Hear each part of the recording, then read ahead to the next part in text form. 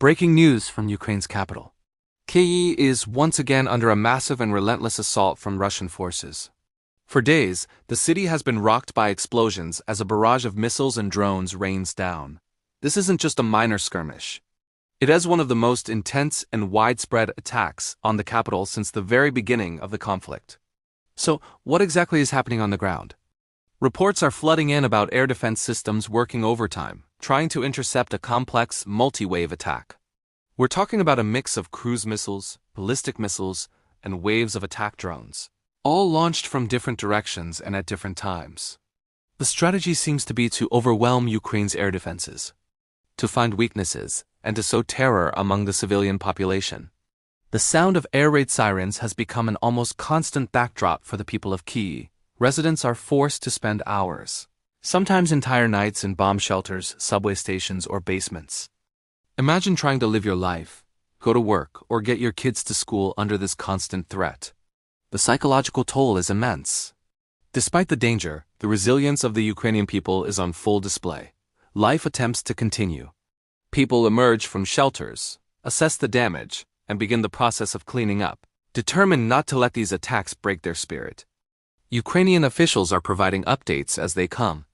They've reported high success rates in intercepting the incoming projectiles, a testament to the effectiveness of the air defense systems they've received from Western partners. However, even with a high interception rate, the sheer volume of the attacks means some get through. Falling debris from intercepted missiles also poses a significant danger, causing fires and damaging buildings far from the intended targets. We've seen images of residential buildings with gaping holes, shattered windows, and cars destroyed on the streets below. Emergency services are on the scene, battling blazes and rescuing people trapped in the rubble. Why this sudden and intense escalation? Analysts point to several potential reasons. Some see it as retaliation for recent Ukrainian actions. Others suggest it's a show of force, a message from Moscow that they can still strike deep within Ukrainian territory at will. It could also be an attempt to disrupt Ukraine's military logistics and decision-making centers located in the capital, potentially aimed at hindering their plans for future operations. The timing is also crucial, as these attacks come ahead of significant international meetings and discussions about further support for Ukraine. It's a brutal form of political signaling. The international community has been quick to condemn these attacks. Leaders from around the world have voiced their outrage, calling the deliberate targeting of civilian areas a war crime. Pledges of continued and accelerated military support, especially for air defense systems, have been renewed.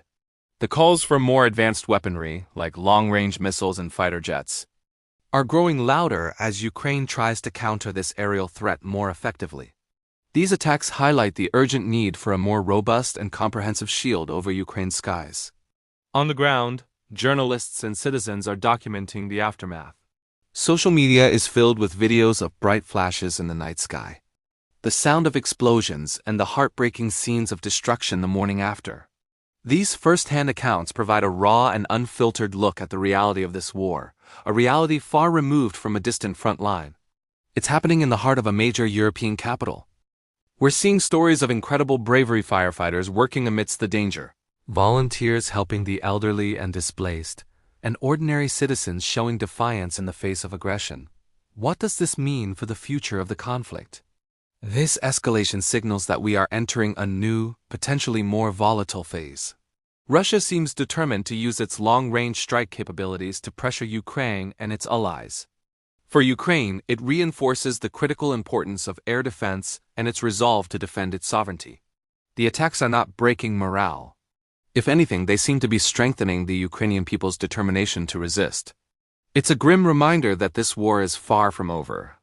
The path to peace appears distant as the violence intensifies. The human cost is staggering, with every missile launch and every explosion adding to the toll of suffering. The focus right now is on saving lives, protecting civilians, and ensuring Ukraine has the means to defend itself against these brutal aerial assaults. The world is watching, and the coming days and weeks will be critical in shaping the next chapter of this conflict. We will continue to follow this story closely and bring you the latest information as it becomes available. It's a rapidly developing situation, and the details are constantly being updated by officials and reporters on the ground. Thank you for watching. For more in-depth coverage and updates on this and other global events, make sure you're subscribed to our channel. Stay safe.